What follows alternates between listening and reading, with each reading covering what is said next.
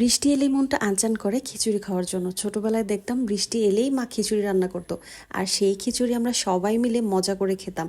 একসাথে বসে পুরো পরিবার মিলে খাওয়ার কিন্তু মজাটাই আলাদা। আজকে সকালে ঘুম থেকে উঠে দেখি ঝিরিঝিরি বৃষ্টি হচ্ছে, রাতেও বেশ বৃষ্টি হয়েছে আমাদের এখানে, রাস্তাঘাট অনেক জায়গায় ডুবে গিয়েছে। তো এই বৃষ্টির ভিতরে মনে হলো যে একটু খিচুড়ি করা গেলে মনে হয় ভালো লাগবে। আর সকালবেলা আমি উঠে আগে আমার জন্য নাস্তা বানিয়ে নিচ্ছিলাম। আমার জন্য নাস্তা বলতে আমি শুধু ডিমটাই খাবো। কয়েকদিন ধরে একটু ডায়েট করার চেষ্টা করছি, তবে আমি খেয়াল করেছি যখনই আমি ডায়েট করার চেষ্টা করি তখনই আমার বিভিন্ন ধরনের খাবারের ক্রেভিংস উঠে। তখন মন চায় এটা এইভাবে রান্না করলে ভালো লাগতো, ওইটা ওইভাবে রান্না করলে ভালো লাগতো। আচ্ছা, আপনাদের সাথেও কি এমন হয়? যাই হোক, আমি সকালে এখন বেশি কিছু খাই না, শুধু একটা ডিম খাই। তো ডিমটা সিদ্ধ করে নিয়েছি আমার জন্য, আর বাবুদের জন্য নুডলস রান্না করেছিলাম। বড়টাকে টিফিন দিয়ে দিয়েছি আর ছোটটার জন্য বেড়ে রেখেছি। আর সাথে আমি একটু ফল কেটে নিচ্ছিলাম। ইদানিং একটু ফলটা খাওয়ার চেষ্টা করছি, যে যখন হাবিজাবি খাওয়ার ক্রেভিং উঠবে তখন হাবিজাবি না খেয়ে যদি ফল খাই সেটাই আমার মনে হয় যে ভালো। কারণ ভাজা পোড়া এগুলো খেলে কিন্তু হেলথের জন্য একদমই ভালো না। বারান্দায় বসে বসে ফল খাচ্ছি আর ভাবছিলাম যে খিচুড়ি তো রান্না করব, তবে খিচুড়ির সাথে কি রান্না করা যায়। তো 2 দিন আগেই যেহেতু আমি খিচুড়ি রান্না করেছিলাম, তখন মুরগির মাংস রান্না করেছিলাম, তো ভাবলাম যে আজকে কেননা ডিম ভুনা দিয়ে খিচুড়িটাকে চালিয়ে দেওয়া যায়। আর সাথে আমি একটু ঝাল করে শুটকি ভর্তা করে নিব, কারণ শুটকি ভর্তা দিয়ে খিচুড়ি খেতে কিন্তু বেশ মজা লাগে, আমার তো খুব প্রিয়। এই ডিমটা সিদ্ধ দিয়ে দিয়েছি, আর এখন আমি চাল ডাল সবকিছু মিক্স করে একটু ভিজিয়ে রাখবো।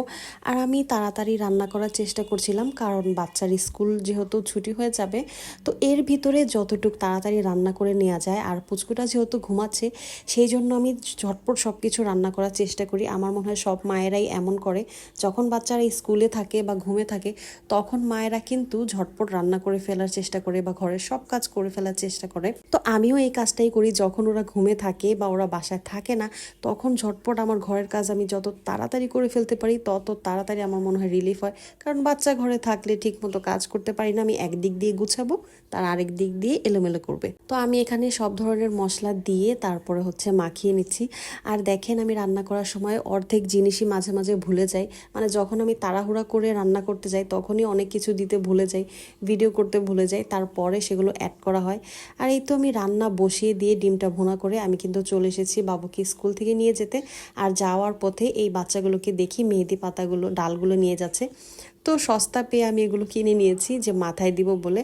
আর এই তো বাসায় আসার পর দেখেন আমার রান্না বান্না কিন্তু কমপ্লিট। এখন সাজিয়ে গুছিয়ে খাওয়া দাওয়ার পালা। আমার মনে হয় কি, নিজেকে না যদি একটু নিজের প্লেটটা সাজিয়ে গুছিয়ে ট্রিট দেওয়া যায় মন্দ হয় না, কি বলেন? আসলে নিজেকে খুশি কিন্তু সবসময় নিজেরই করতে হয়, অন্য কেউ এসে কিন্তু আপনাকে কখনোই খুশি করাতে দাঁড়িয়ে থাকবে না। তো আমি এই যে আমার জন্য প্লেটটা সাজিয়ে নিয়েছি, এখন মজা করে বৃষ্টির দিনে খিচুড়ি খাবো। আর খাওয়া দাওয়া শেষে বিকেলে একটু হাঁটতে বের হয়েছিলাম। আমি এখন যেহেতু রেগুলার হাঁটতে বের হচ্ছি, তো টুকটাক বের হলে শপিং করা হয়, এই তো টুকটাক শপিং করলাম, সাথে বাচ্চাদেরকে নিয়ে কিছু খাওয়ালাম, হাঁটলাম। আর আসার সময় ওদের জন্য বিরিয়ানি নিয়ে এসেছি। আর এই তো এতটুকুই ছিল আজকের ব্লগটা কেমন লেগেছে অবশ্যই ভালো লাগলে জানাবেন। আর বিরিয়ানি খেতে খেতে এখন আমি আপনাদের থেকে বিদায় নিয়ে নিচ্ছি। আল্লাহ হাফেজ, থ্যাংকস ফর ওয়াচিং।